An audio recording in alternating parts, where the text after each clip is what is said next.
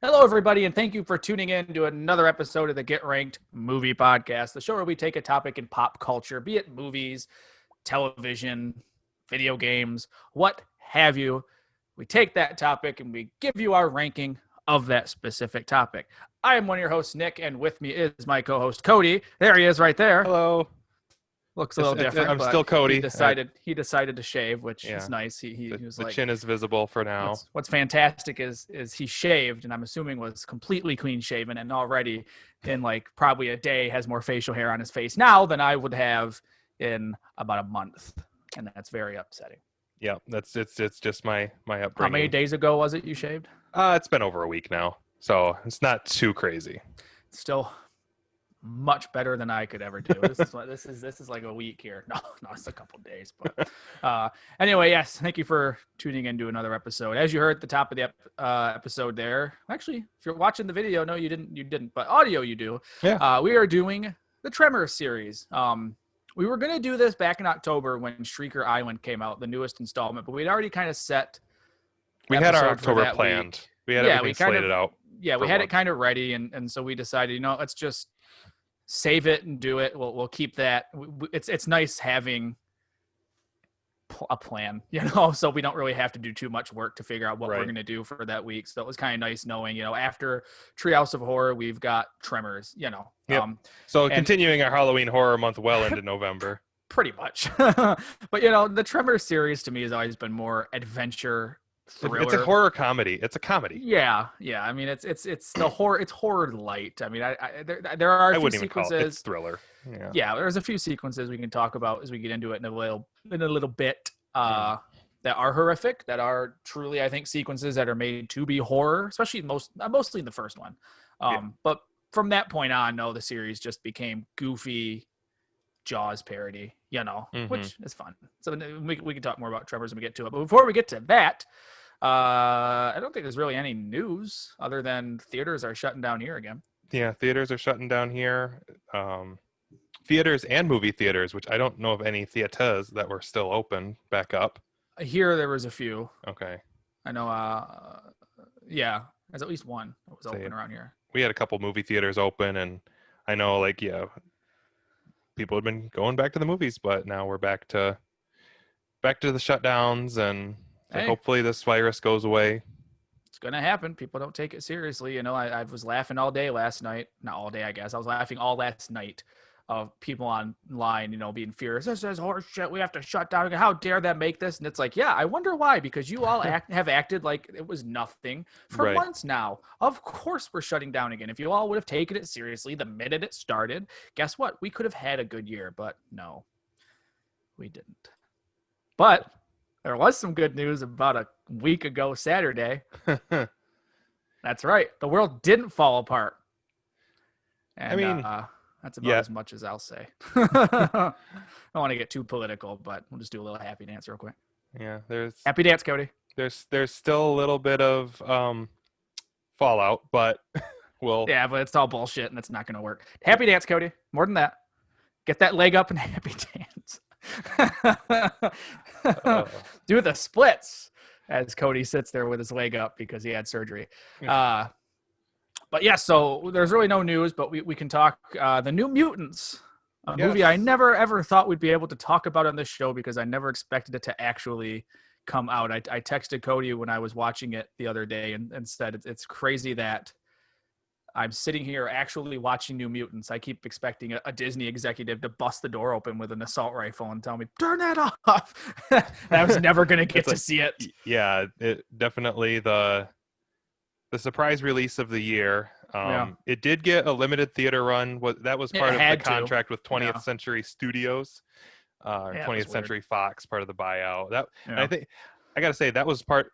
I know you texted me about it, and when I was watching it too, that was extremely jarring to see the 20th Century Studios logo. Yeah. It looked, I don't know, it didn't look right.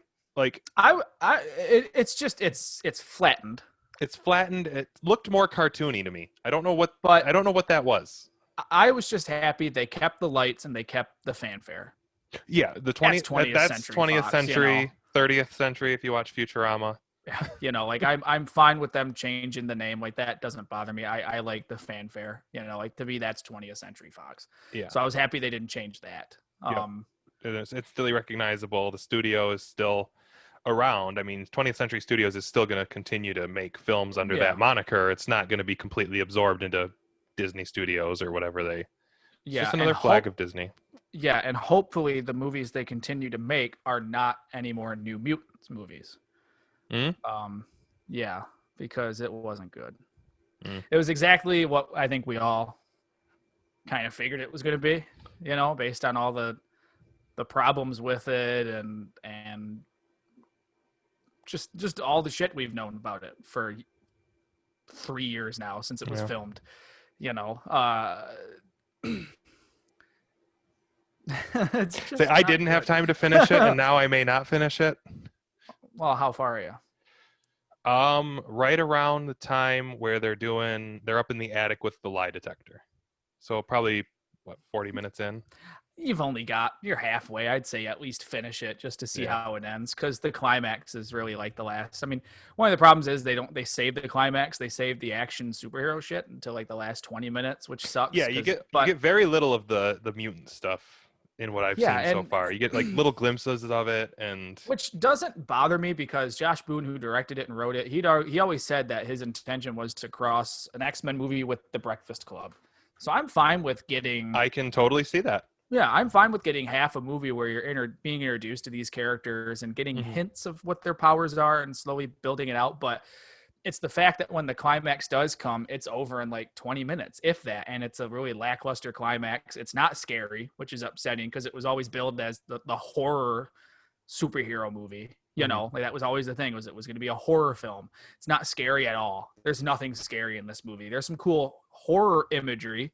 Okay. When you get to the smiling men, they're really cool, but I did see one of those. It's nothing you haven't seen in any of the Slender Man shit. Yeah.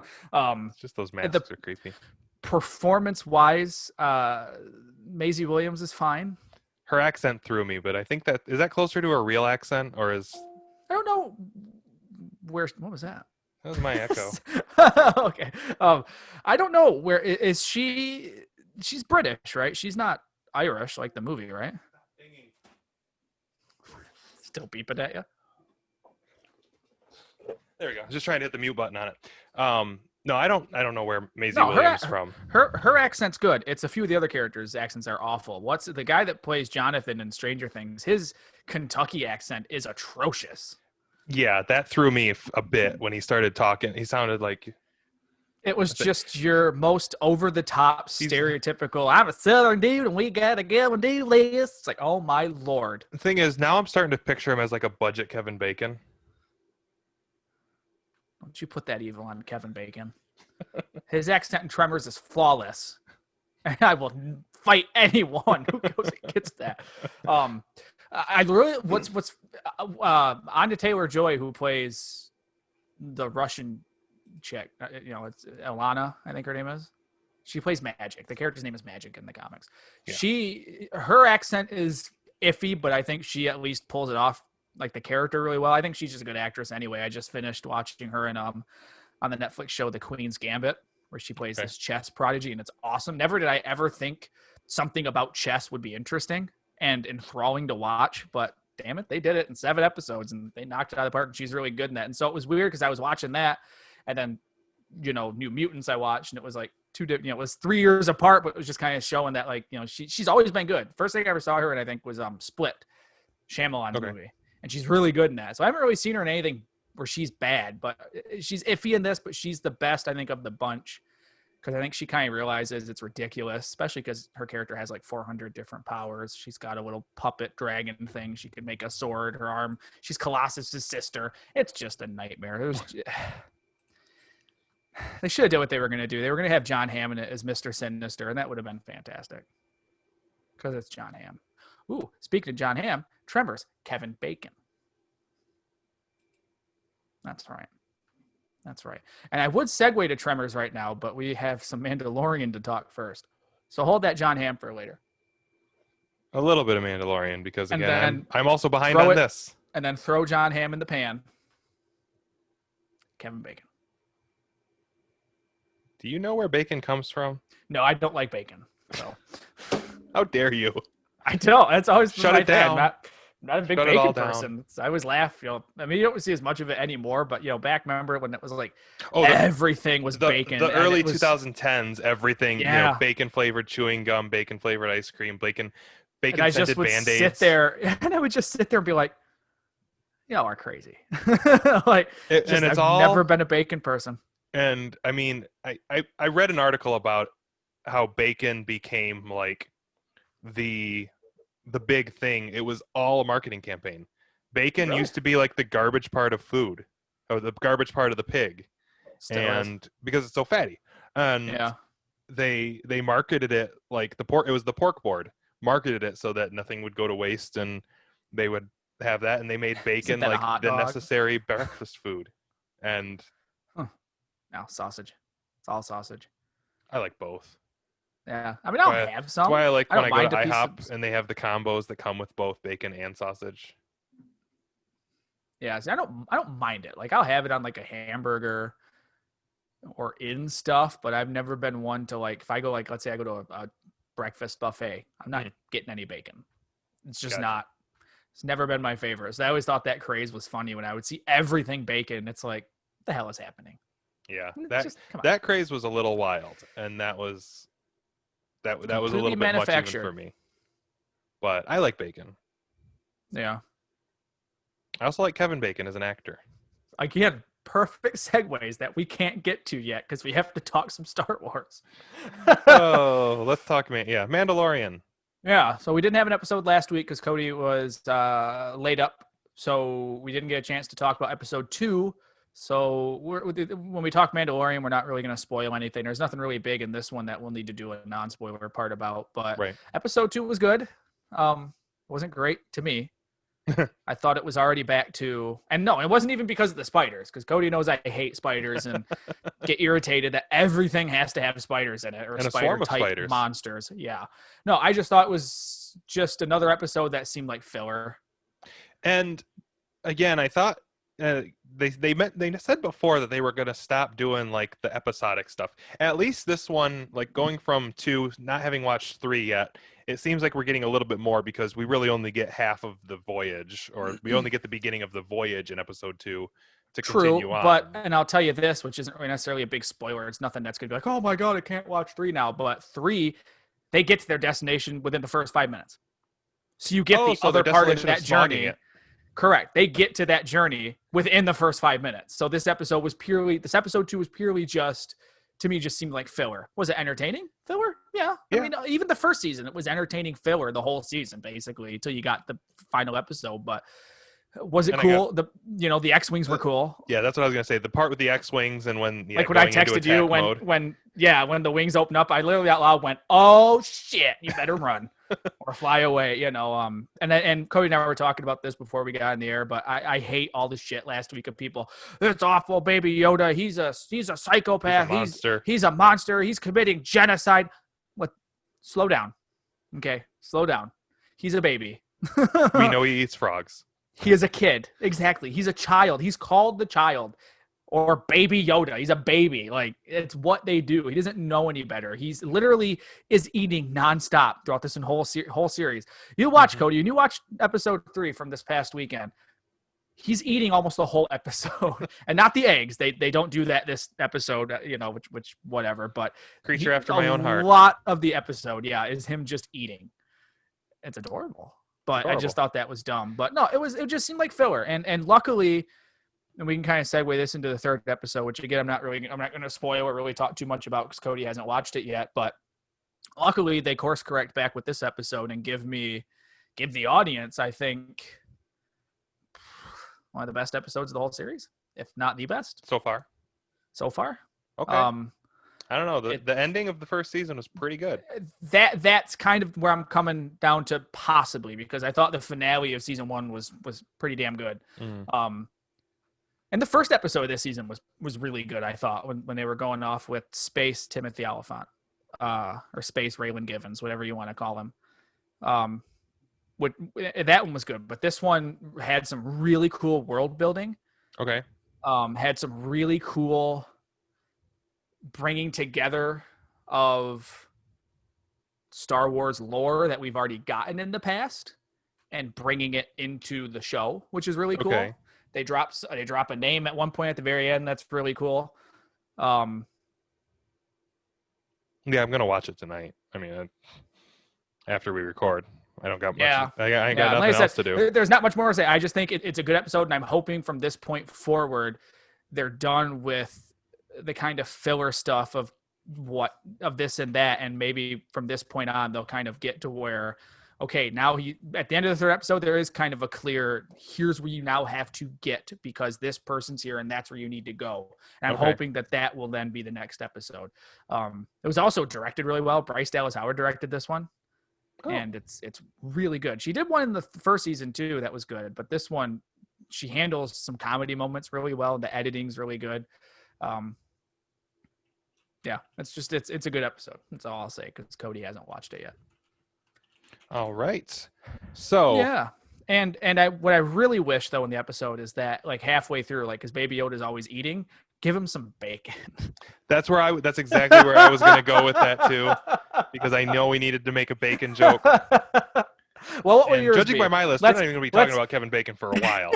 Let's reverse. What would yours have been, Cody? You give us your segue that you were working on. No, legit, like the exact same thing. It's just in that episode, did Baby Yoda have any bacon? He did not, but he should have because we all could use a little bacon. And by bacon, Kevin Bacon. And by Kevin Bacon, 6 degrees that shit.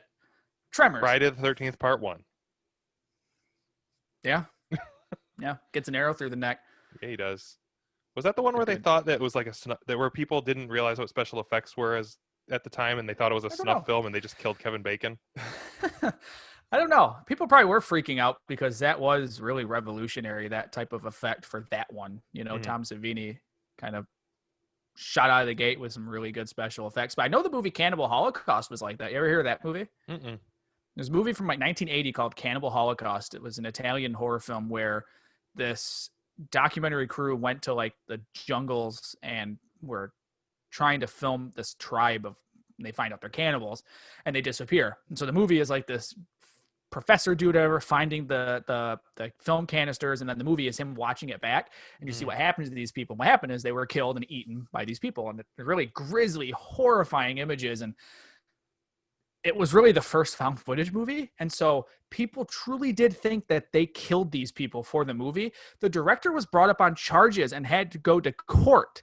And the only reason the charges were dropped is because he brought the actors in and was like, look, they're right just there. Bring the people in that they thought were killed. He did. He's like, look, they're right there. They're actors. And so the charges were dropped. But it's like that. It was crazy thinking that back in like at that time, same with like talking Kevin Bacon, people didn't quite know what that was, you know, especially with found footage. Like truly people thought they were watching a snuff film and people getting eaten by cannibals.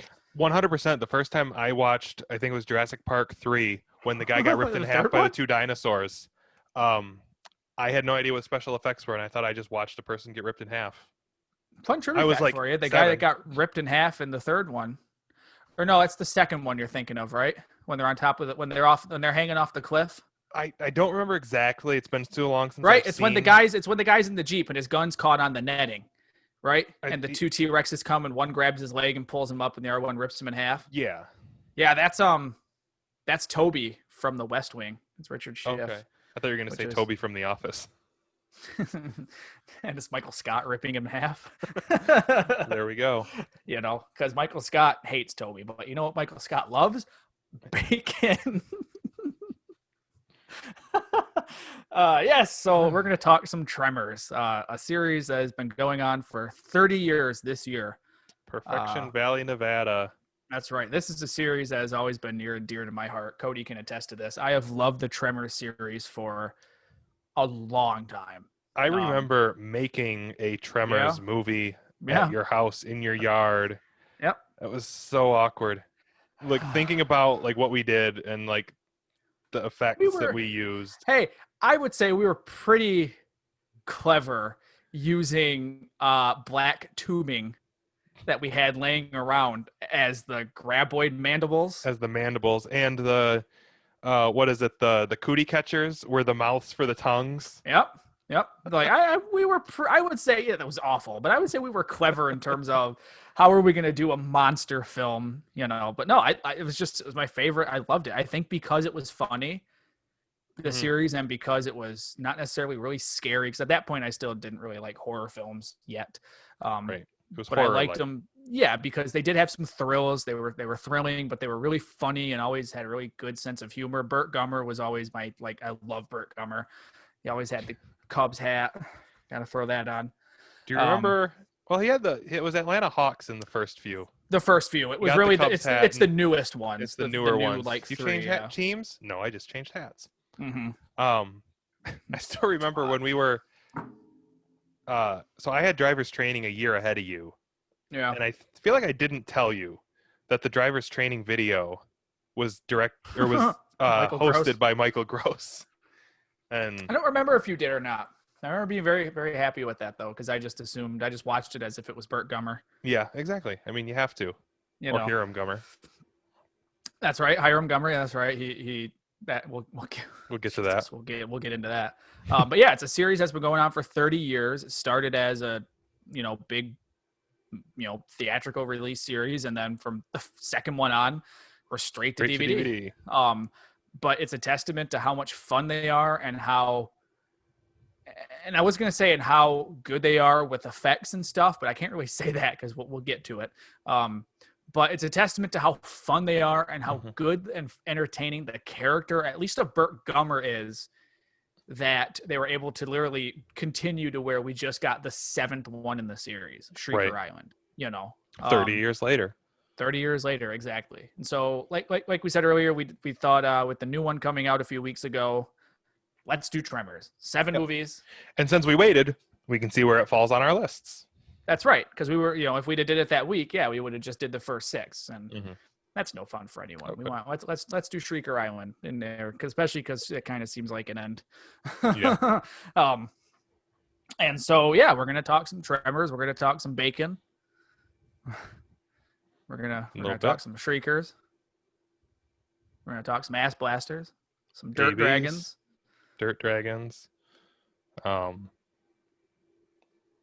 Cretaceous period creatures that don't want tree pity. Precambrian. There we go. That was the word I was looking for. And the Loch Ness monster came to mind. We're gonna eat some MREs. But don't eat the toilet within paper. Reach. Do you have an MRE? Throw yourself off the chair and grab it. It's in the other room. Toilet tissue. It's in the other room. I should have. Yeah, that should have been my prop for the day. You have the Cubs hat. I have an MRE. God damn it! Of course you have an MRE. I'm sure you've got all the technology stuff. I don't have the guns yet. Do you have an elephant rifle? I want to make a punt gun. Yeah. I do have a brick wall. Dude, I love in Tremors, in the second one, when the camera pans over and he's mounted the graboid head. That's so awesome. It's perfect. It's awesome. Burt. But it is, like I said, truly a testament to the Burt Gummer character. He's going to be the one we talk about the most because he's obviously the most recurring character in the series. But Burt Gummer is just such a fun character. Just this crazy doomsday prepper gun nut that you love, because he is just so over the top. And Michael Gross is just so endearing in that part. And Reba McEntire. So we're gonna talk some Tremors. What? I just thought of the meme of Reba McEntire holding the gun. Reba McEntire to your bullshit. Exactly. That was all I thought of when I rewatched it too. It was just a minute showed her with the gun and just Reba McEntire to your bullshit. But yes, so we are going to spoil the hell out of these movies, including the newest one, Shrieker Island. So if you have not seen that or any of the others and don't want to be spoiled, please skip this episode. But make sure you still like and subscribe and hit the bell. Hit the bell, and leave it playing just muted so we get the listen. We get the view on YouTube. That's right. Just keep it playing, and we'll mime everything. Right. Graboid. That's right. Little tongues coming out, which they use like the same shot 4 times in the first one. Was that the X-Men theme? Do do do do do do. No, it was the do do do do do do do the Snake Charmer. Because Swordy went do do do do do do. Oh Oh. God, that's on Disney Plus, right? We should watch some X-Men. Yeah, let's just go watch X-Men. Goodbye. Let's watch Old Mutants. Yeah, let's watch the old mutants, the good ones. But yeah, so we will be talking Tremors. We're going to be ranking all 7 of them. Cody, my friend, tell them how the show works. So the way this show works is every week, Nick and I take a topic of pop culture, be it television, movies, books, radio, board games. That would be fun. I've been playing Clue on my iPad lately, and I was very happy I won the other day. Finally, I was like, "Yeah, I won!" Was it? And then it come up, and I didn't realize that I had it set to very easy, and I was very upset. I've been playing chess. You want a good show? Watch The Queen's Gambit on Netflix. It's 7 episodes. It's a one-off. You know, it's all you're getting, 7 episodes, and it's like I said, it's crazy how entertaining they made chess. Because you know me, I've never been a chess person. I know how to play it. I don't like it. Yeah, and it's a good show. It's really entertaining. But of that topic, we take a top 10 list, or in this case, top 7, because that's all we have, and give you, the viewers and the listeners, our rankings of them. Today, as we've mentioned multiple times, we are talking about Kevin Bacon. Kevin Bacon. And the Tremors franchise. Why we keep going with Kevin Bacon when it's really a Michael Gross franchise? Oh, that's like I've been calling The Mandalorian the Baby Yoda show featuring The Mandalorian. Baby Yoda Variety Hour? The Baby Yoda Variety Hour. That'd be fun. I just want a Star Wars variety show. So what's the over-under on the Lego Star Wars Holiday Special having Baby Yoda in it? Here's my hope. My hope with the Lego Star Wars Holiday Special is that it is going to be a shot-for-shot remake using the original audio, just with Legos. That'd be cool. That would be cool. I doubt it's going to happen, but... Speaking of Legos... Did you buy the Ecto one? I got a free Ghostbusters poster with it. Of course you did. I knew you were going to. Did you buy the Batwing? No, I don't. The Ghostbusters car will be a lot easier to find space for. Yeah, Batwing. The Batwing, I mean, it's big. You can wall mount it. Oh. So I thought about doing that, but eventually I might get around to getting the Batwing to put next to the Batmobile. But no, the Ghostbusters car, it's about. It's big. Long. It's about the size of the Batmobile, I think. I haven't gotten it yet. It come out yesterday, so it should be here tomorrow or Wednesday. But right.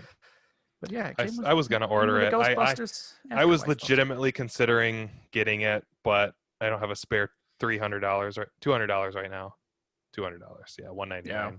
Yeah. That's what gets me. I love Lego. I love building with Lego. It's so expensive, but it is so dang expensive, and it's just. Yeah, luckily with pandemic work hours, it's not worth it. I don't blame you. Luckily with me, with the Legos I've gotten over the past few months, that's pretty much all I used my stimulus on. And I think this, I've been keeping a tally in my phone. I think this did it. I don't think I have any more stimulus left. Okay. Because it was pretty much all used on Legos. But, throw that money back into that nice Swedish company, right? There we go. Lego Swedish. Denmark. Dutch. That's right. So.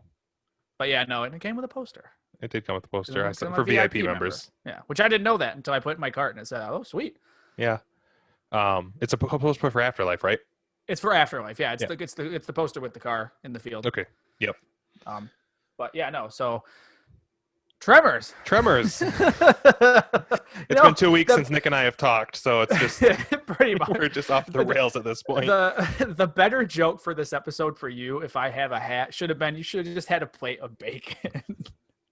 Just been eating it throughout the show. Let me go to Tony's I-75 diner and get a side of bacon. Oh my God, a side of bacon? No, you're getting a mound of bacon. The side of bacon is a pound, and I love it. Oh Lord. But they're going to be carry out only starting Wednesday. Yeah.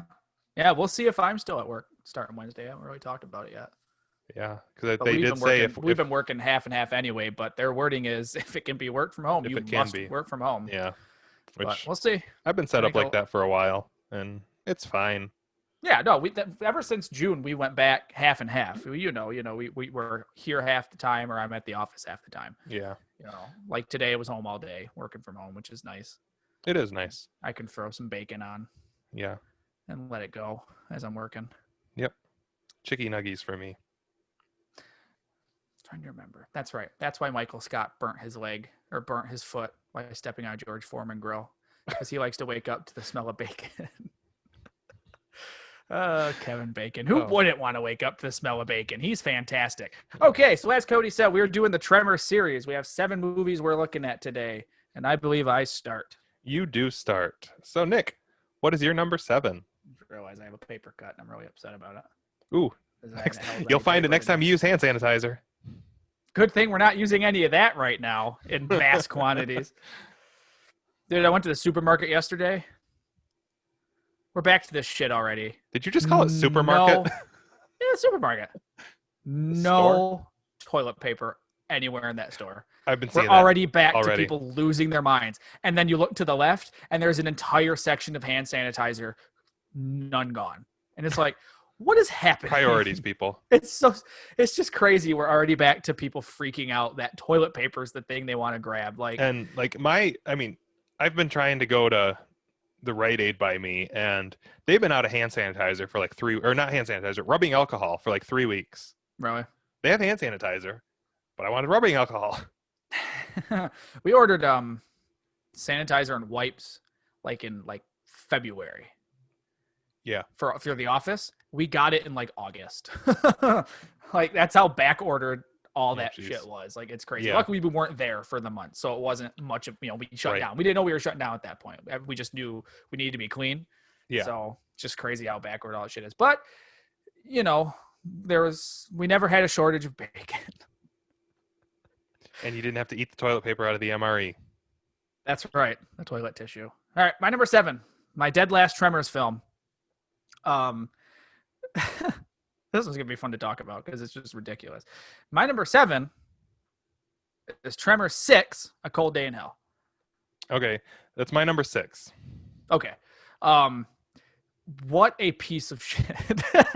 I love the Tremors series. I absolutely do, and I've always been someone who's been able to find the good in a lot of bad stuff with Tremors. But this movie, for a movie called A Cold Day in Hell, there is snow for all of 30 seconds in this movie. And even then, it's not snow. It's supposed to take part in, northern Canada, dumb. None of it. And it's obviously they shot it in still Northern California. Seriously, apparently that opening scene, that's not snow. They weren't on snow. They just color graded it to make it look like it was cold. And it was snow. They were still in the desert. I did not realize. It is insane that you're going to make a movie called A Cold Day in Hell and there's no snow. It was actually filmed in South Africa. Yeah, it was filmed the same place Bloodlines was. It was supposed to be shot in Bulgaria, but the country had its worst blizzard. Which should have been, hey, that's probably a good time to film because it's a movie about snow. But it just, I don't like this movie. I can find something interesting in all of them.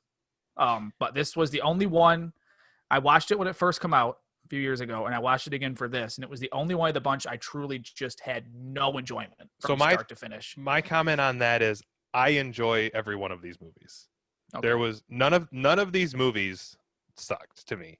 And that, to me, that was what was most surprising, is because you see a lot of those series that have major stinkers, which Nick thinks this is the one, but I couldn't find anything wrong, majorly wrong with any of these movies. So I will start out by saying that. And Nick may disagree with my 7 then. But because this is, 6 is my number 6. I enjoyed it. I liked the suspicion aspect of it. Was is it the DARPA people? Is it the, which I kept through the whole thing is thinking it's the Dharma Initiative. That would have made it infinitely more entertaining. Infinitely better. But I did them keeping going with the, it's the Arctic heat wave. There should still be snow because it was still 30 degrees where you were at before. So dumb. So that was rough. That and damn near the whole movie just takes place inside a trailer. Yeah. So much of it just takes place inside that little building. Building. It's and they run outside, there's a quick attack, and they all run back in. you know? I do like though. I also really liked the part. So I'm just going to do my positives. I'm interrupting your negatives for my positives. Have at it. I did like them bringing in like a consequence of Bert getting eaten in the third movie. Third movie? Second movie? Third movie? Third one, yeah. When he's in the pipe. When he was in the barrel or pipe. Yeah, pipe. Barrel. And the barrel, that's right. So I mean I did like that's a fun stake. We get to see it's the stakes, and we get to see Travis, Jamie Kennedy's character, like taking over, taking control, and telling Bert what it is, like you're old, it's rough, but you have to let me do what I know how to do and help. Let me lead. So we got that. And my problem with it is I found this one just really boring. That was my big problem with it. Other than that, there's no snow in a movie that's predicated on being a snow movie, which I was excited for. Like when this was announced, A Cold Day in Hell, I remember thinking, "Oh, what a cool idea! Like, let's put the graboids in snow. Like, that's a cool, because Tremors has always been the desert. Yeah, it's always been the desert for the most part. When I think Tremors, I think of perfection. I think Nevada. So I remember thinking this is a cool idea. Yeah, I mean, as I said, for the most part, desert. So I remember thinking, what a cool idea to do a snow movie for Tremors. Like that, I'm excited for that. And then when I remember watching it going, there's no snow. Like it was a big hang up for me, but I just found it boring. Michael Gross is good. He's always good. You're not going to find any negatives for me when it comes to Michael Gross in this entire series. Jamie Kennedy is good. I think Jamie Kennedy, he gets a lot of shit for different reasons, but I've always thought he was good. I think he's good in both this and Bloodlines. Yeah. But I just didn't think any of the other characters were interesting. I didn't think any of the kills were that well done. And this is going to be the start of me saying this, but I hate CGI graboids. Thank you. I hate it. I truly think there was no practicality in this movie. None. There's none starting with the third one. Yeah. For the most part. There's very little practical effects starting with 3 on. And I think that's a big problem that I'm going to have with the series when we talk about the rest of these is that's not scary. And I always looked at it as if you didn't have the budget to do effects correctly for a monster film, don't do a monster film. Don't do the sequels. I'm happy we got as many we have is because I like Tremors. I like the series has lasted 30 years, but you watch these movies, these newer ones, and they're atrocious. I also don't like the design change. No, that was what got me too on starting with Bloodlines. That they all got rid of like the mandibles, the jaws on the shriekers. Yeah, they ended up just becoming giant mouths, and I don't like. I haven't liked that since Bloodlines. Give me the graboid. I'm watching a Tremors movie. I'm fine if you want to tweak it. Like, I know you're going to get bored if you're a studio doing a movie over and over. Like, I get everyone wants to make their own thing. You can tweak it, but they don't look like graboids to me at all anymore. Right. The Shriekers, we'll get to it in Shrieker Island, but don't really look like Shriekers anymore. The Ass Blasters were in this Bloodlines. Yeah, I mean, same thing. To where they had they almost had like that one star mole or whatever, the mole mouth that is just like the yeah, and it's just I didn't like it. It's just a problem with it's really the movie looks really cheap. Mm-hmm. And this is out of all of them. I know you said you enjoy all of them. You find something to enjoy. I do find something to enjoy in all of them. This is the only one where I truly don't enjoy it at all. I will never watch A Cold Day in Hell ever again. Okay. It'll be A Cold Day in Hell when I put this baconless movie back on my TV. But it is what it is. It's there are still 6 more I can watch. Speaking of which, Cody, what's your number 7? My number 7 is the latest addition to the series. My number 7 is Shrieker Island. Really? Okay. Well, we'll punt it. Okay. We'll punt it. Tell them what a punt is. So what a punt is when one of us has an item on our list quite a bit higher, at least a couple spots, and depending on when we break, when we want to talk about it. But we'll talk about it later. We'll talk about it when it gets to be more relevant, when that person has more good to say about it than bad. So that's right. That was my number 7. So my number 6 was Cold Day in Hell. So Nick, what is your number 6? My number 6, and I'm assuming this is probably going to be like year 5. My number 6 is Tremors 5 Bloodlines. Yeah. Yeah. My 765 were 765. They just went downhill. Yeah. I Bloodlines I think is a lot more entertaining than my 7. Obviously, it's my 6. And obviously, if you're paying attention, I like the new one more than 5. We'll get to that. But I think Bloodlines was a good reboot for the series. It was because we had the last one we had was Legend Begins. The prequel. We had the TV series by that point that lasted a season, which was a fun show. Half a season. Was it only half a season? Yeah. It was supposed to be a 22 episode season. They got 13. That's right. They canceled it, which I always thought was a fun show. But again, it was another problem with the Graboids were in it for like 2 episodes and the rest was all just other stupid random shit. And it was another one of those, I did read a little bit more about it. I never watched the series, but it was another one of those shows that was hit with the episodes being aired out of order. Yeah. One thing that is fun to take from it, though, is Dean Norris was in it before Breaking Bad. Christopher Lloyd was good, but Dean Norris was the one that when I went back and was looking at, I was like, that's right. That's who that was. Okay. But Bloodlines was like kind of a new soft reboot for the series. You still had Burt Gummer, but it was, let's take it out of even the United States. Let's go to Africa. Let's introduce that there are Graboids everywhere. Not even in North America. They're all over the country, all over the world. Yeah. It was a fun, different setting, but still they were able to keep some of that Tremors aesthetic by it's Africa, so it's still kind of desert. It's still tropical. Arid, and it was fun. I like the introduction of Jamie Kennedy's character. I like the introduction of the character. I don't like his actual introduction in the movie, which is him on a motocross.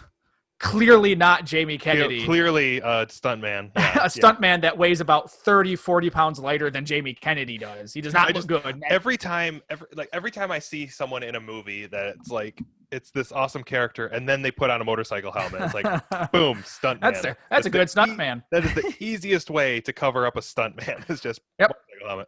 Yeah, but I like his introduction. I like the story arc that he's Burt Gummer's son. I like giving Burt a little more when it comes to that type of storyline. I like giving him a little more to do than just he's the crazy dude that comes in with the guns to kill, which I like, but it was fun giving a little more depth now having to deal with finding out he's his son.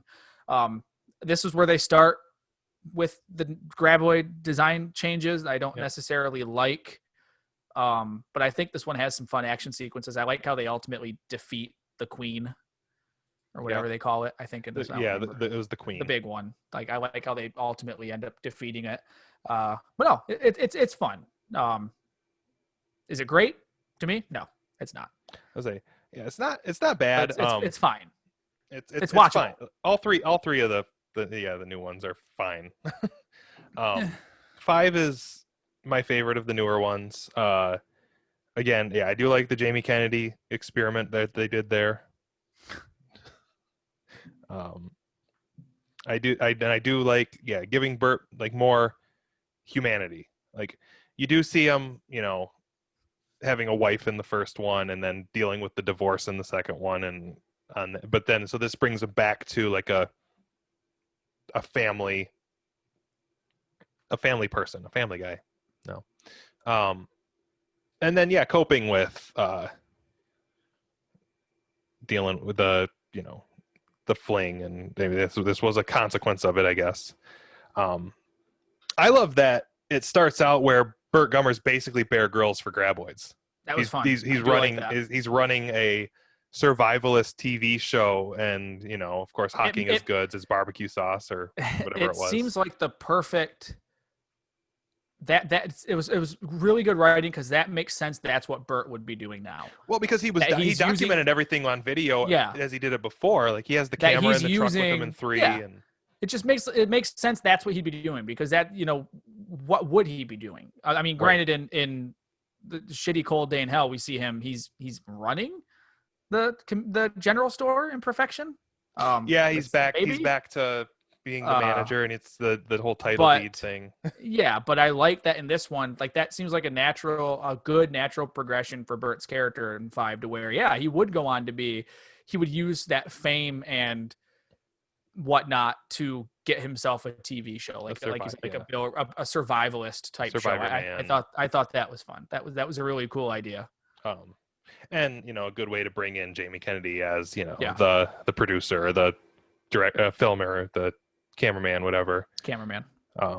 I guess he wasn't really like the producer or any of the other stuff. Just tag along. Um, but you're right. Jamie Kennedy was good, and I was glad they brought him into it and took a chance on that Jamie Kennedy experiment. And it was nice because he was so good it didn't make me want to scream. And I know you didn't want to scream too, but he was good. And then there's Screeforum. Well, he's not in that one. No, he's not. Will he be in Scream 5? Good. And I was glad he wasn't in LA because, or where's Malibu? Is that Florida? Malibu's most wanted. Malibu's most wanted. Yeah. Scream 5's filming right now. Yeah. But he's good. So like I said, it's another one that is it going to be the first one I grab to put on? Not by a long shot. No, it's not. Of the 3 new ones, I'm not going to maybe go back to those again, if at all, or maybe this one's fine. I would be fine watching it again, but it's not going to be one that I throw. I don't know. Yeah. Put into words because I like Tremors. It's just they've gotten so far from what I like about Tremors with these newer ones that it's hard for me to ever say that I would go back to them again. Even though, but if I did, the 5th one is entertaining. It's good. It's fun, I guess. But like I said, it's so far removed from what I fell in love with the series. Right. But that was another thing. I liked the twist that the guy was a bad guy. Oh, bad guy. Yeah. Yeah. I mean, that was, I think, where they started to I feel like a lot of the Tremors movies, it's a very solid mold where it's, the attacks the villains, the monsters. Huh? The villains, the monsters. The villains, the monsters. And like this one where he's like, I want to catch one and breed it. And I mean, we get that with Ted Nugent in 7, but you will not disparage Richard Brake with Ted Nugent's name. He's the best part of 7. Basically the character he played. Pretty much, yeah. Like I looked at him more as like a Richard Branson. Richard Branson, yeah. Where this guy's got shitload of money and is using it to do just dangerous stuff. Yeah. Imagine when he starts hunting the most dangerous game. Ted Nugent without all the racist, awful, horrible shit. There we go. I hate he's from our state, by the way. Anyway. That was my number 6. Tremors 5, Bloodlines. All right, and that was my number 5. Moving down to my number 5. My number 5, surprise, surprise, is Tremors 7, Shrieker Island. Okay. I enjoyed this far more than I expected to, based on the last 2 before it. Okay. 5 and 6, because those were, like I said, 5 I enjoyed, 6 I did not like at all, as I've said.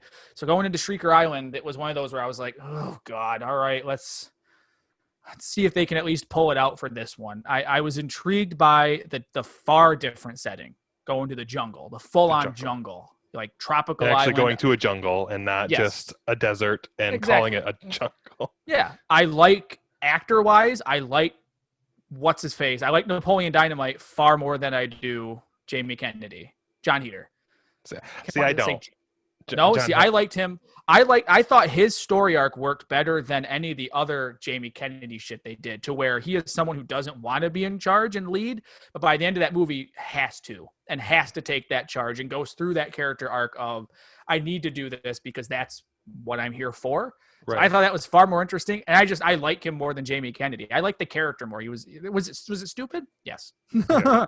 Do all the characters in this movie make stupid decisions? Yeah. Yeah. But I think the change of setting is why I liked it more than the other 2. And I liked the Bert storyline in this one a lot more because it did deal more with, which, spoiler alert, this is Bert's swan song. Yeah. This being this the one where they finally kill Bert off, maybe. Who knows? Who knows? Money. They do well enough, I'm sure they'll find a way. He survived. Exactly. But with being this the last one with Bert Gummer, I felt like it did a good job of kind of talking about doing that, taking that leadership role, because that was always, Bert was always the reluctant hero. He never wanted to come and do this shit, but he always did because I got to go kill some graboids and save some people. Right. He did it for the right reasons. I mean, he did it to be a good person and save people, but it's like he's just... And that's why I like John Heater's character. Graboids. Yeah, because he was someone who didn't want to even lead at the place he was at. He was always getting drunk and doing shit. And so I like by the end of that, he was all for, I will run and be the person trying to get the graboid to chase me. Yeah. I'll be the bait, and Burt Gummer making the decision, no, I've done this long enough. I'm going to push you out of the way because you've learned, you become the leader. I thought that worked. I also really liked what we said a minute ago, the bad guy. I liked Richard Brake's character because I like Richard Brake, that actor, a lot. He's really good and stuff and little bit roles here and there. He was the Night King. He was the Night King for a season. He was the bad guy in Rob Zombie's 31, and he's the best part of that really bad movie. 31 or 3 from really Hell? Good. No, he's in 3 from Hell too, but he's the main villain in 31, and then he's in 3 from Hell, and he's the best part of 3 from Hell. I don't recognize them. I hadn't watched, and I was scrolling through and I saw, Halloween 2. Oh, the bad Halloween 2. Well, you remember him. He's in the ambulance in the beginning that hits the cow. Cow. He's the one that screams at. He's the one that Michael comes around and starts sawing his head off with glass. Like that's him. And I hate him in that movie. He's awful. I haven't watched Kingsman: The Secret Service, but my roommate said he was really good in that. Yeah, he's in it he's in one scene. Yeah, he's a recruiter. But he's good. He's good, and he's always a reliably good actor. And so it was fun when this movie started and I saw him. I was like, oh shit, Richard Brake's in this. That's fun. He's always an interesting character because he's got such a distinct look. I mean, those teeth, you literally look like, who's the monster here, the graboid or his jaws? But he killed George and Martha Wayne. That's true. He sure did. He was Joe Chill, wasn't he? Forgot about that. Anyway, one negative I do have about the character, though, and it wasn't his fault, it's the writing, is they kill him off in such an early bitch way. Like, he dies way too early. And it was such a stupid way to where he just falls and gets eaten and pulled into the water. And it's another problem I have with this movie, to where because they had no money, you don't see any kills in this movie. It's basically just people getting dragged away, and that's it. And it's like, again, why make a movie when you don't have the budget to do it? Right. It just made no sense. But I liked this one the most out of the new 3. That's why it's my 5. Because I like the Burt Gummer storyline the most out of all 3 of these. I like him dealing more with that kind of, he's really done with it this time, but it's going to do it. He has no guns. So a couple of my issues with it were, why is he just on an island in the middle of nowhere now? Why is he not in perfection? I like literally the movie before, he had all of his tax debt settled and he had retained ownership of perfection, and then he blows it and goes and lives in an island somewhere in the middle of the ocean. I liked it because he has always been so distrusting of the government and authority. I like the idea that Burt at some point just decided, I'm done with all this bullshit. I'm going to go become a hermit on a deserted island. And fun fact, that is his real beard. Oh, really? He really grew that beard out, and he's really eating that grub.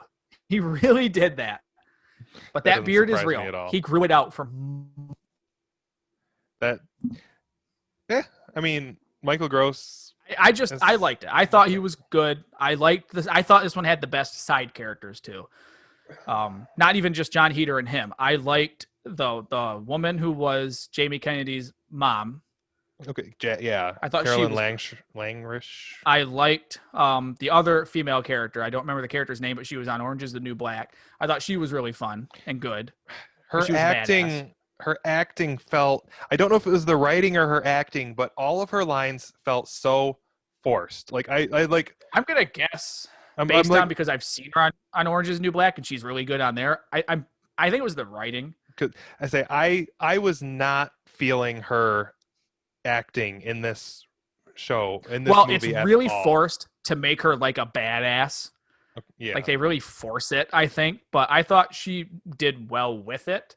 I don't like the design of the Shriekers, but I think the sequences with them are still fun. I like that they basically just decided to do Predator. Yeah, and that was the thing. Like when everything kept shifting to the heat vision, it's like, are we watching Predator or a Tremors movie? Yeah. And Tremors is doing what it's always done: ape from better movies. And I did enjoy like the flamethrower scene, like when they're in the field and the Shriekers come out. Yeah, that was cool. Burt just shows up with the flamethrower. I like the sequence in the cave with John Heder with the chainsaw. That was fun. It was entertaining. Burt's killing like 10 of them, and John Heder kills 2. I also didn't. I say it felt kind of lazy to just put Travis in jail.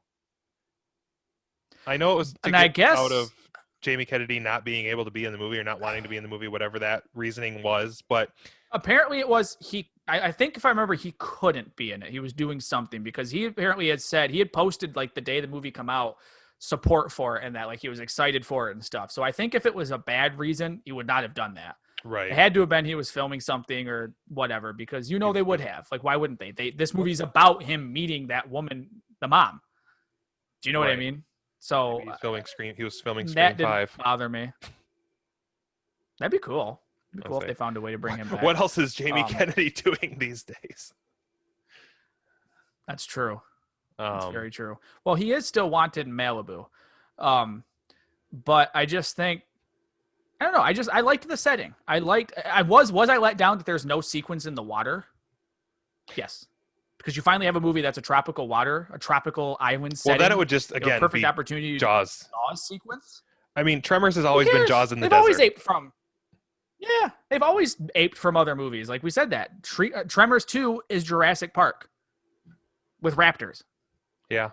Do you know what I mean? But it's Shrieker. So like it's always been Tremors, but I still enjoyed it more than I expected. Like I said, don't get me wrong. 5, 6, and 7 are probably ones I don't know if I'll go back to. Yeah, me neither. Because I just don't enjoy them. I don't hate them as much as the first 4, and we're gonna get to those. I don't hate them. Oh, the snow one I think's really bad, but like if someone put on 5 or 7, I wouldn't be like, oh god, I'm not sitting and watching this. I'll sit and watch them because I have some enjoyment. But they're not ones that are anything to write home for, and I'm just happy they've continued the Tremors movies. But I wish they took a little more time and care with them. And I hate that they just don't have the budget to do what they need to do. There's very little actual monster carnage in this movie that you see. And I hate that. Yeah. I was just reading apparently Michael Gross was on Bloody Disgusting. And he said, part of me feels that they might have had enough of Tremors, Universal. But he said the door is still open for an 8th. And it may seem unlikely with what people see on screen, but it is possible. There could be an 8th. And if there were, and if it's an interesting story, I'll do it again. Bird is a fun character to play. And if there's a steady paycheck, he's in. Yeah. I did like the end credits. I thought it was really cool. And showing the montage of Bert. All the Bert moments. That was cool. That was really cool. Because I was still kind of in disbelief that they killed him.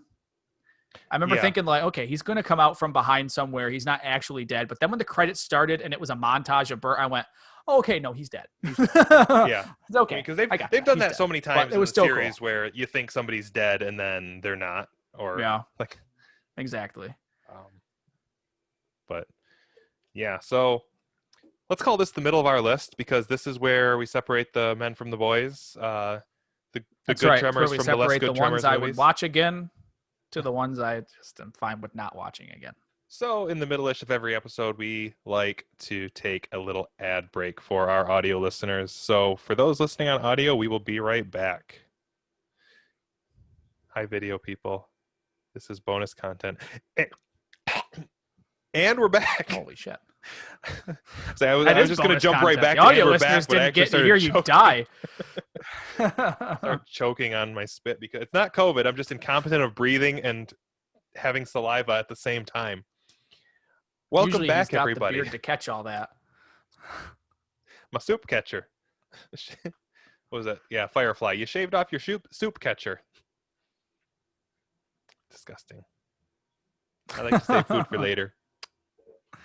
Jesus H. Christ. All right. Hi, everybody. Welcome back. This is a train wreck of a segue mid-roll here. So today, we are taking a look at the movies of the Tremors franchise, being Tremors 1, 2, 3, 4, 5, 6, 7.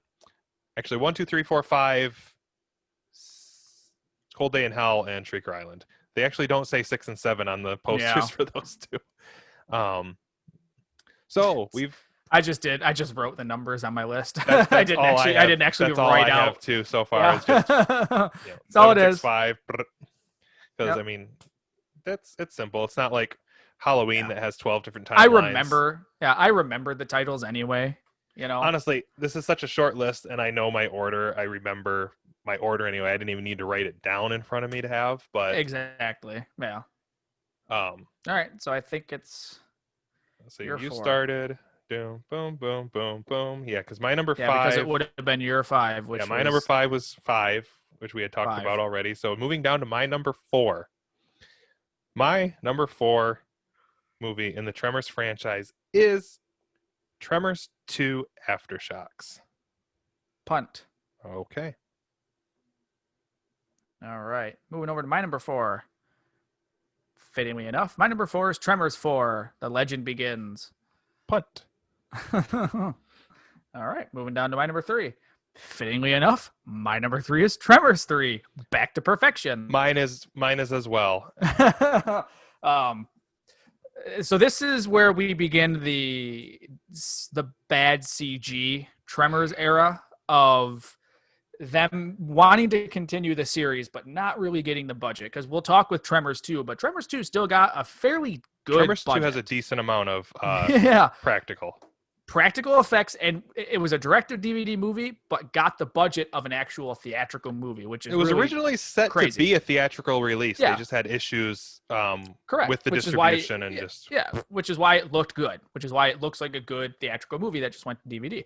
Whereas Tremors 3, you can tell we're at direct-to-DVD. We're at direct-to-DVD. We're getting a bunch of actors no one really knows other than Michael Gross. Getting rid of Burt Ward. Burt Ward's gone. The Bacon, he fried a couple of movies ago. Bacon jumped ship after the first one. That's right. But Tremors 3 is still a fun movie. I still really enjoy Tremors 3 for what it is, which is let's go back to perfection after the second one went to Mexico. Let's go back to perfection. Let's get back to what people enjoy, which is a bunch of monsters attacking a small town in the desert, and we have to stop them. And it's just fun. This one's another one where it continues the tradition of the first couple to where we're just going to give you a fun-ass Tremors movie, a monster movie. There's going to be thrills, there's going to be laughs, and it's just going to be entertaining for an hour and a half. And it's exactly what Tremors 3 is, and that's why I like it a lot. Yeah. I think it's fun. I think it's really fun. But this was the one that was before the series, correct? Yeah, the series led into it. 3 led into the series, because the series starts out, I guess, with them living alongside of El Blanco. That's right. But this was the first one in like a decade by that point. Because Tremors 2 was like, I don't remember, mid-90s or whatever, and this was early 2000s. So it was the first one. Yeah, it was 1996-01. Yeah. So you had quite a bit of time between it, and it was fun seeing Burt Gummer back. I love his introduction in this movie with him just going to town on the Shriekers. Like, that's just a perfect introduction for Burt Gummer after that gap difference to get you back into the fun of this is who Burt Gummer is. This is what it's going to be. Give him a big gun and just let him go to town. Yeah. And Michael Gross steps right back into those shoes for the third time and just nails it. And I mean, this was another fun one with them. So I really like the first 3 to where they're introducing something new every movie, to where you get the graboids, you get the Shriekers, you get the ass blasters, and then you get the dirt dragons, which are just baby graboids. Yeah. Baby graboid, boy. And now our views just skyrocketed because Cody's going to tag Baby Shark in this video. So people search Baby Shark, Tremors.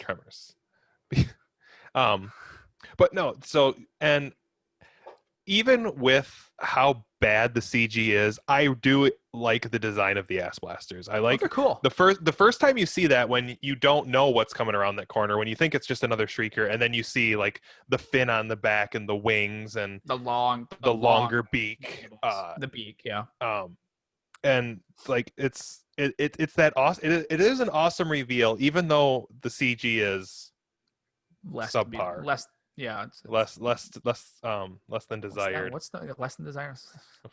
Couldn't think of the expression. I got a little brain fart there. So at the end of the season, I'm running out of juice. Yeah, it's still a great design, even with the CG. It looks cool. And I like the idea of that whole reveal of it, where it's like, and then it starts flying and it launches at. It's the methane explosion. Yeah, it's fun. I like that idea. It's really cool. I love them that they have basically a new thing. I mean, they still kept the heat-seeking aspect of it, like the Shriekers, where it's the little flapper or whatever. but now you have to worry about it up there, Right. which is just awesome. And what I liked about this one is because it went back to perfection, it brought characters back from the first film. We got Miguel, Right. we got the woman, we got the daughter who was on the pogo stick, which Mindy is the and girl from Nancy. Jurassic Park, which is fun. Cool seeing her in something else other than Jurassic Park. You get all that back. Am I happy they kill Miguel? Absolutely goddamn not. You don't kill Miguel. You bring Miguel back. And that was such a disappointing death. His death was probably one of the ones that hit, other than Bert's death in 7, was one of the ones that hit the hardest. Yeah, it's like, come on, you bring him back. I get why you do it. You bring him back, you kill him. It's a good emotional moment. Right. I like the new characters. I like Chang's. It's his niece, correct? I think so. Yes. Yeah. Yes, I like Chang's niece. I like the guy. Is it Jack? Desert Jack? Is that his name? Yeah, Jack Sawyer. I like Desert Jack. I like the whole opening is awesome. I love the whole where they're faking it in the the whole bullshit tour that they create with the guy using the fire extinguisher to spray the sand. I like them. It's fun. It's a fun way to show the conventions of a Tremors film, but faked. Like when he's pulling the string and the fence posts are falling down, like we see. And that's actually how the special effects were probably done. Yeah, he probably just go backstage and actually get that and just show it on camera. Yeah. Same with like when he gets eaten and they're all just like, oh, and it's like, no, this is bad. He's dying. Yeah, when it's the actual graboid, and that was a practical one, right? No. Yes, that looked. I think they did the mouth. I think all they had basically was like from the mouth up or the mandibles up, the beak. Right. The beak. To be able to do like the eating parts, which is one thing that I'm going to give this movie some credit for. Is yes, they do CG for the ass blasters, and there are some practical ass blasters, I believe. At least the one in the cage at the very end, I know is practical. Yes, and I think the ones like coming through. No, that was 2. That was the Shriekers in 2. I was going to say there was a couple, like one that like stuck its head in a window. That's 2. That was Aftershocks. 2. Yeah, so I will give that the movie still does try to do some practical. They still have to have the puppets around somewhere. Correct. Like when it's eating someone, you got to have that because you got to have that staple Tremor shot of the person in the mouth holding the mandibles as they're being eaten. Right. You got to have that. Yeah, that's how they did it with Bert being eaten. No, that was 2. Damn it. No, that was 3. Bert gets eaten in this one. Bert gets eaten in this one, yeah. The tube or whatever, the barrel. The barrel. Yeah. So you still have some practical effects. They use more CG than the others. But there is some practical, which works. You got to have the practical. It's so much scarier and more fun when it's a real thing that these actors are interacting with. When are we going to talk about the splatter? In all of these movies, every single one of these movies, when a graboid blows up, there is the most disproportionate amount of just parts flying through the air. And I think that is one of the most consistent things about this series, that even when we get into the later ones, it's not CG. They're throwing like chum at the actors and God knows what. It gets really egregious in Aftershocks when they're blowing them up with the toy cars. And sometimes you get some dirt. Other times it's just a fountain of orange blood, which that doesn't bother me as much because it just depends on how far down below I think the graboid is and different, whatever. That's fine. But like, yeah, I always thought that up was in 5, 6, and 7, and there's just splatter of blood and we didn't talk about it, but which one is it in the newer ones where the tongues are sentient?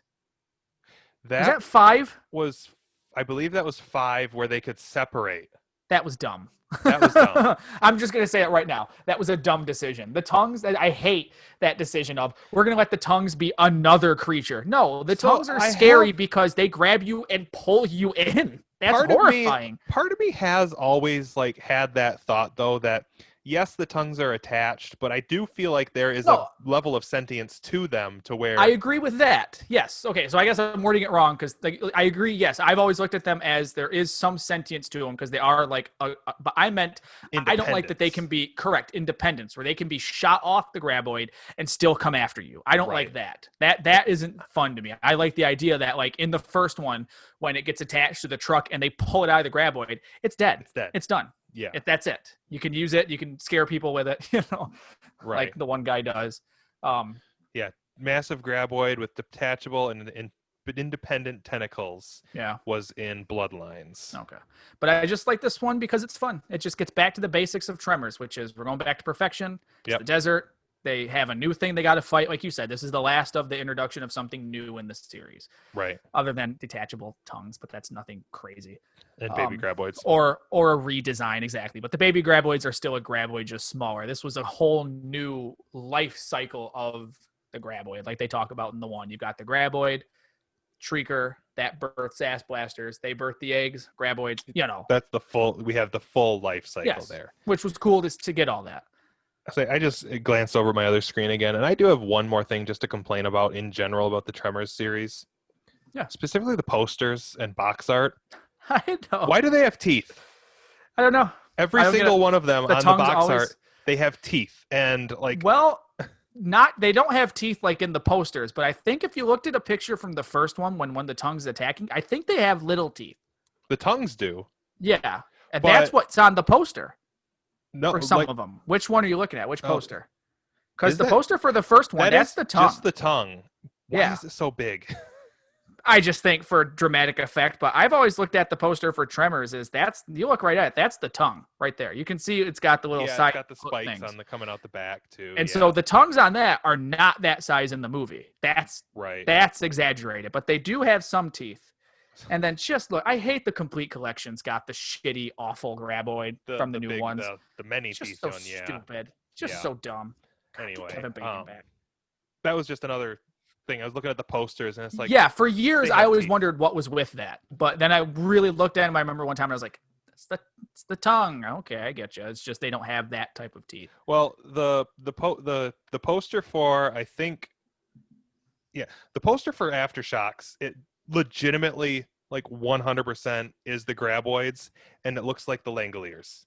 It looks like Stephen King's Langoliers from the movie because of the design, it's just the three folds and the teeth, all of the teeth. Anyway, one thing I will also give credit to the new ones for that's really cool that I do enjoy, and they can only really do it with CG.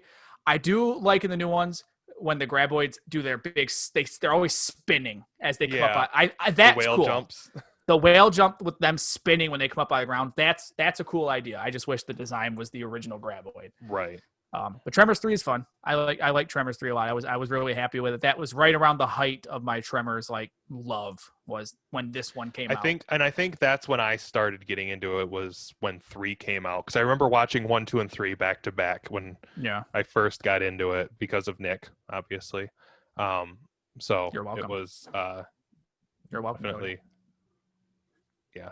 And I mean we were 11 when that came out. So yeah, exactly. I certainly wasn't watching the first Tremors, that came out in 1990, 9 months before I was born. So exactly. So yeah, so that's my number 3, Tremors 3, Back to Perfection. Mine as well. So I don't even know where we're at. Boom, boom, shit. Boom, boom, Is it boom, your boom, turn boom, boom. for your 3? So yeah, my number 3 was 3. So my number 2 is a pun from earlier. My number 2 is Tremors 4. Okay, my number 4. Your number 4. Number 2, huh? I legitimately really enjoy this movie. For those who are keeping track at home, my list was almost just straight down 7, 6, 5, 4, 3, 2, 1, but I switched 4 and 2. That's all I did. But I genuinely love Tremors 3. I love that it's a prequel. I love that it takes place 100 years prior, or whatever, back in the Old West. In the Old West, they bring it back to a true Western. I love that I legitimately love that they completely changed the Burt Gummer character to Hiram Gummer. Can't shoot, doesn't own guns, nothing. There's nothing to him but money and mine. Yeah, I remember hating that the first time I watched this movie. I remember because I loved the Burt Gummer character so much for being the crazy gun nut. I remember the first time watching it being like, oh, I hate this. And then it grew on me to where I love that character because it has such an awesome payoff at the end when he's firing the gun. And you get the freeze shot of him. The pure joy on his face. Before the credits kick in, I was like, okay, I like this. And it's fun because you get to see Michael Gross stretch and do something different. He gets to play the scaredy little prissy, right? It's fun, rich guy. And I mean, and the other characters that they introduce in this, I was just trying to pull up the names.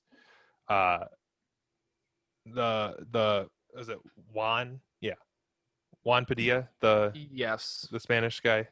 I think so. that was with it, the whole thing. Blackhand Kelly, the actual like hard, the guy's tough, so creepy. And it was like the perfect. It's like it was almost like at that point you expect like a Burt Gummer character to come in, but it's still this just like it's not like a Rooster Cogburn, because I don't think this guy was a good guy. Just a hired gun. And it was. I love Tacopa, the Native American. It's all about the cigar store Indian, and it's like when the statue gets eaten, and he's like, my statue, and it's a statue of himself, and it's like, we got that off a trade. It's not you. This movie has one of my favorite like moments in all of Tremors, and it's when the dirt dragons like first are attacking when they're at like that little camp, and it does the double hit. When it hits the guy, takes out his legs and then takes out his head, just to come from both sides. Like, it's still to this day one of my favorite moments in the entire series, because it's such an awesomely chaotic choreographed attack. Like it is. That's so cool. That's so cool. And then just the stuff. So, I mean, the stuff. This is where we start getting into not seeing as much of the kills, to where everything happens off camera. Now, like when the tongues are ripping the floorboards apart, that's practical still. That still looks cool. When they kill I love the way they kill the three in the town. The final fight, like in town, is probably my favorite part of this movie. Cool. Like when they're pulling the one with the tractor, when they're the saw blade kill was a little goofy, but perfect. Fun, it was perfect. But it was a fun set piece for the finale, because it was that whole movie's a send up of westerns. That whole finale is Magnificent Seven. Basically, it's we're taking a stand in this town, or all of those types of old westerns from that era, not just Magnificent Seven, but the old staple stereotype of a western. We have to make a stand in this town. It's our town. We're going to fight the interlopers that are coming in to try to destroy it. Right, and I like that. We're going to win. We're going to save our city. Yeah. The score is really good too. For the score is good. It's the only Tremors movie that's got like I know, but like that main theme that kicks in when the credits start, like, has always been something I've thought was like, that's cool. That's a good western score in a series that hasn't really had a score that was memorable. Magnificent Seven's all that's going through my head now. But no, I legitimately love Tremors 4, The Legend Begins, and it just.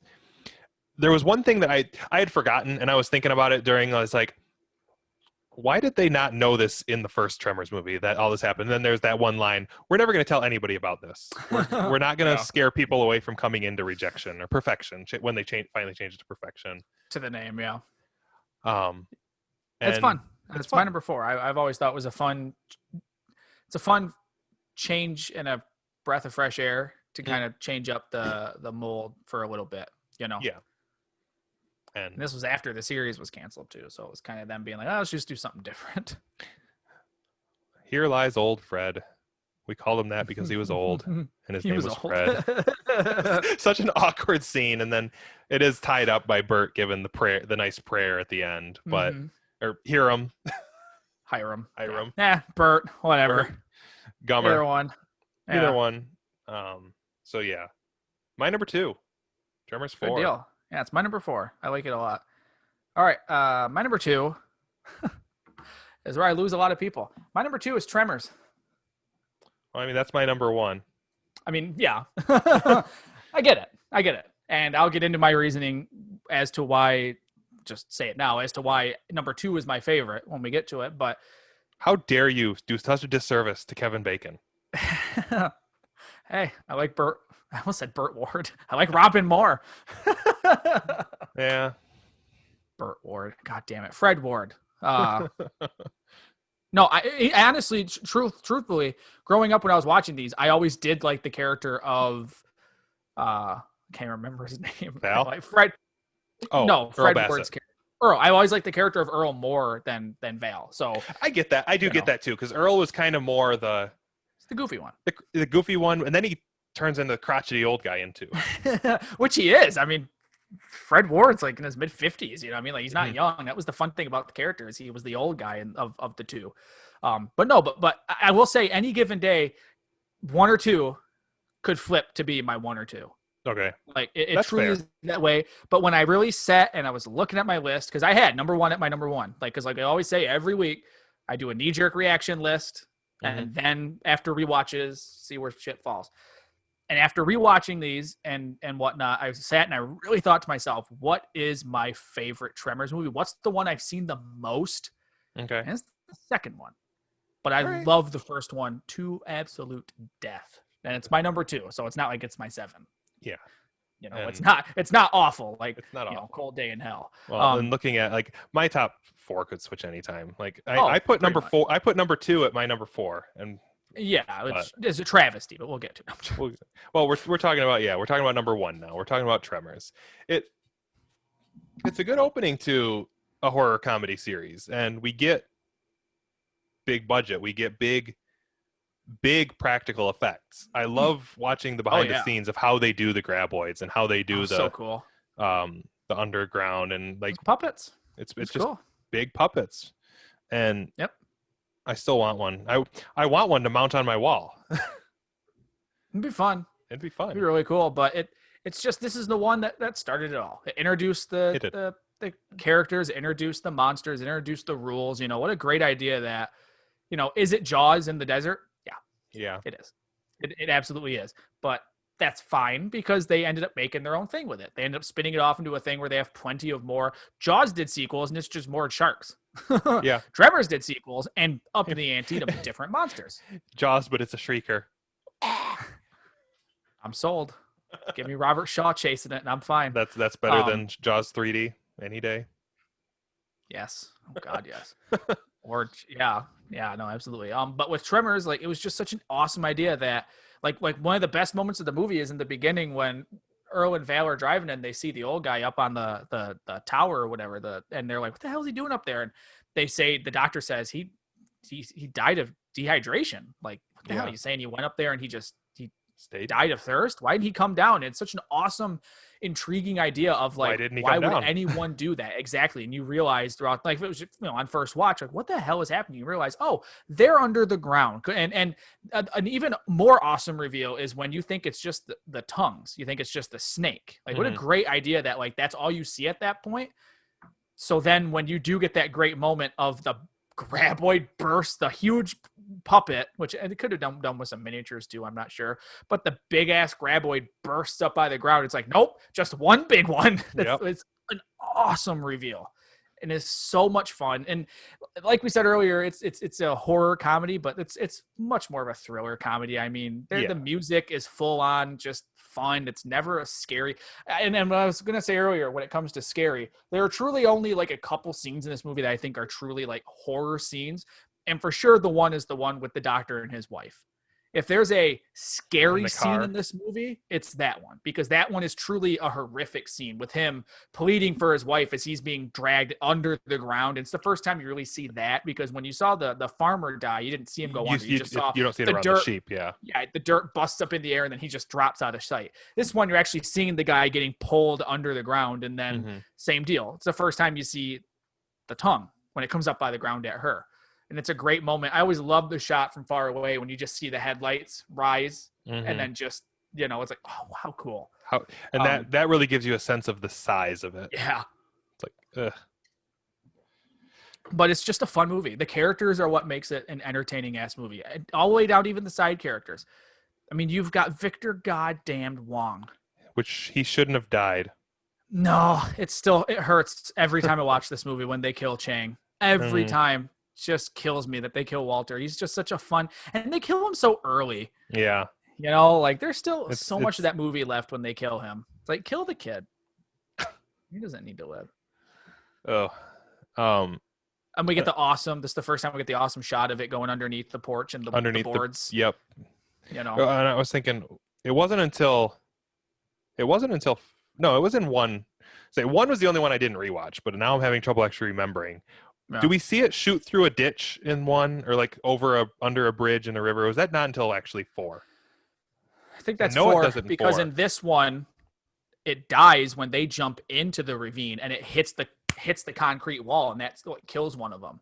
Okay, there's that. Because remember, Kevin Bacon says, Yep. "Stupid son of a bitch," or I think Earl says it, knocked itself clean cold, Yeah. or knocked itself out. And Kevin Bacon says, "Knocked out, that bitch is dead." You know, and then it gets the really awkward "fuck you" line, which is always funny to me because you can tell that like that's the only F-bomb they use, and the rest of the movie, you can tell when they go to Mother Humpers, I think is said at one point, and you can tell that it's absolutely not what they're saying. But we get the great introduction, of course, of Burt Gummer. It's a little more subdued Burt. He's still a little nuts, but he's not over the top we would get, but he's still that Burt you love, where I love. Right. He's still a prepper of sorts. Yeah. When it bursts into his basement and the camera pans over and you see the entire wall of guns. Well, you busted into the wrong. Actually, I think they even say that. You picked the wrong, goddamn rec room or whatever. Reba McEntire to his horse shit. I'll tell you that. I love that line in the second one. She said that I could not live in a world without the constant threat of nuclear war. Whatever that means. It's just, that is Burt in a nutshell, that she divorced him because he could not live in a world without the threat of nuclear war. The USSR was disbanded. Yep, I love it. It is so good.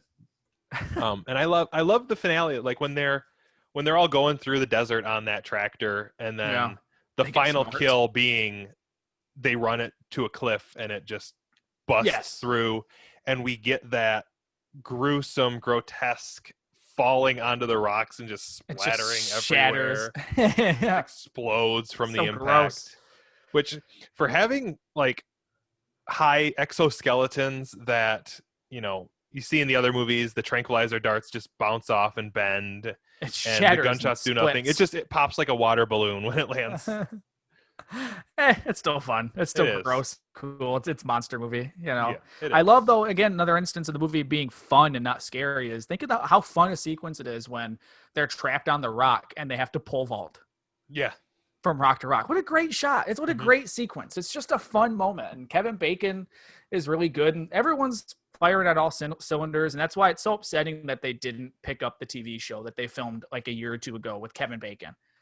Like, they were truly going to do a TV series with that character. They filmed the pilot and then chose not to do it. And that pisses me off to no end, that you literally were going to get Kevin Bacon to agree to come back to a weekly series. And it was going to be serious. It wasn't going to be kind of goofy like the other Tremors series was with Burt Gummer, where it didn't take itself too seriously. No, this was going to be more in the vein of that first movie. Okay. And they just chose not to pick it up. And that's such a missed opportunity. We all need some bacon. Yeah. What else is Kevin Bacon doing? Is he from Canada? Do you want to say he's Canadian bacon? I really do. No, he's from Philadelphia. Damn it. That's bullshit. Anything else on Tremors? No, nothing else on the first Tremors. So moving down to year number 1. Number 1 is Tremors 2 Aftershocks. The second one in the series. And I completely understand. And I even... putting it where I put it hurt. I mean, I could definitely put it above 3. Above 4, I don't know. It's got shriekers. And forth. It's got Burt Gummer with all the guns. To me, this movie has the most fun set pieces of the entire series. Them driving trucks around and then using the little remote controlled trucks to catch them. That whole montage of them blowing them up. When the chain gets caught and they get pulled, like the boat in Jaws, the shriekers. That's going to be the ride at my monster park. Yeah, it is just Tremors 2 I think has the most fun moments the entire series and has the most fun sense of humor. Burt is the most Burt. When I think of Burt Gummer, it's from Tremors 2. It's that Burt Gummer.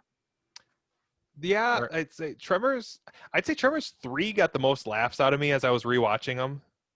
A lot of the more stupid lines. I quote Tremors 2 the most. Like, if I'm playing Call of Duty with my brother, there'll be times where I run out of ammo, and instantly the first thing I say, I am completely out of ammo. And you gotta pause. That's never happened to me before.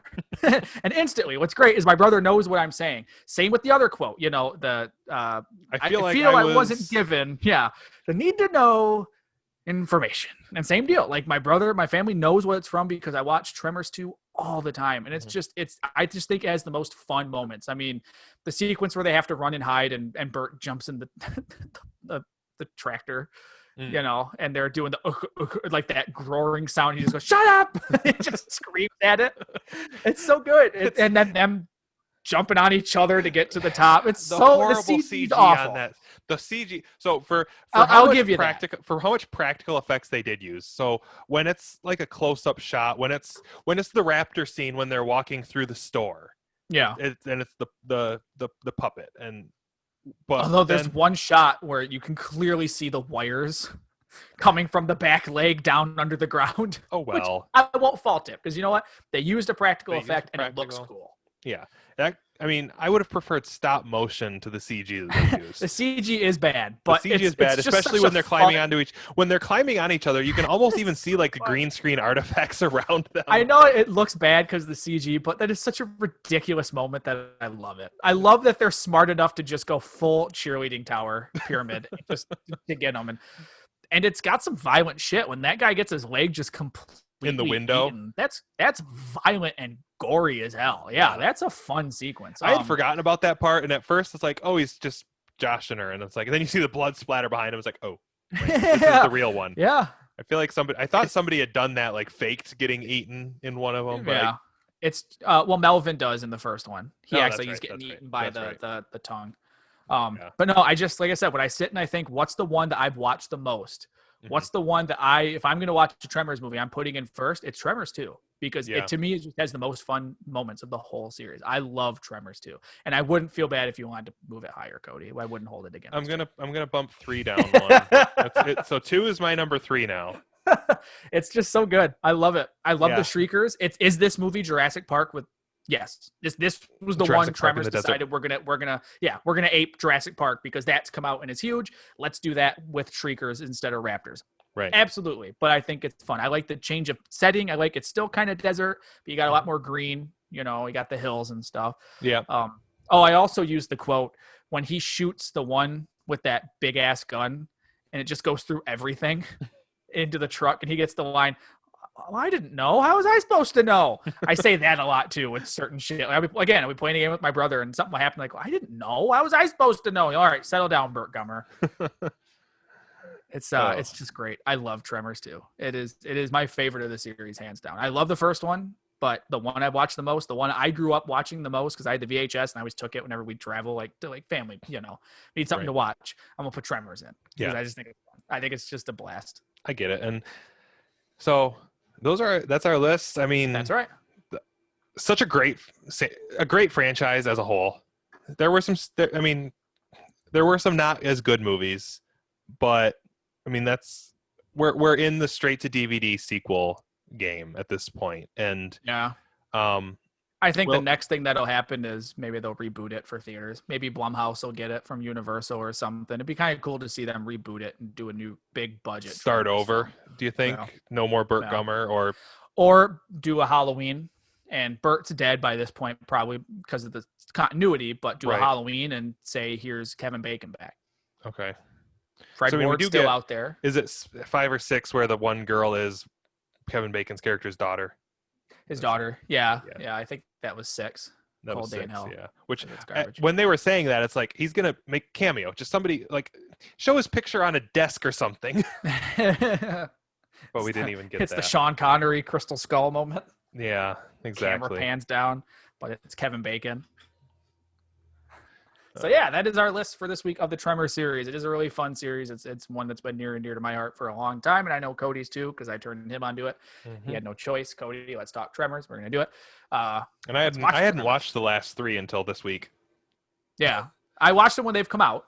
You Okay. know, when each one came out, because like I said, when Bloodlines came out, we hadn't had one in over a decade. 10 years, yeah. So I was excited, like, sweet, we're getting a new Tremors, and then Cold Day in Hell come out, and I said, oh, good, no more Tremors. And then Shrieker Island, I watched. It's cool. It's on Netflix. Let's check it out. So yeah, that was our list for this week. Let us know in the comments what you thought. What is your favorite Tremors movie? Which one did you grow up really loving? Which one's your favorite? Let us know in the comments, both on here and on our Facebook page at Get Ranked Movie Podcast. Make sure if you're watching us on YouTube, or if you're listening to it and don't know we're on YouTube, go to YouTube. Go over there. subscribe to our channel, like this episode. Make sure you hit the little like button down there. Make sure you subscribe and hit the bell so you don't miss a single episode. If you're an audio listener, head over to iTunes and leave us a 5-star review. It does help the show, and it makes us feel all warm and happy inside that you like the show. Right, Cody? Do you remember Radio Shack? Yeah. Do you remember Circuit City? Do you remember Media Play? Oh boy, do this all day. Remember Funko Land? Yeah, do this all day. Sam Goody. Oh my, that's a name I have not heard in a long time. That is the name I have not heard in a long time. Yeah. So yeah, do all those things. It does help the show a lot, and it helps us know that you like the show. We have a few episodes left for this season before we're done for the year, and we'll be taking a break for a few months. But we've got some good ones coming up, so look forward to those. Yeah, that's right. So for the Get Ranked Movie Podcast, I am Kevin Bacon, and I'm Earl Bassett. We'll see you next time. Get Ranked, a movie podcast, episode 84, Tremors.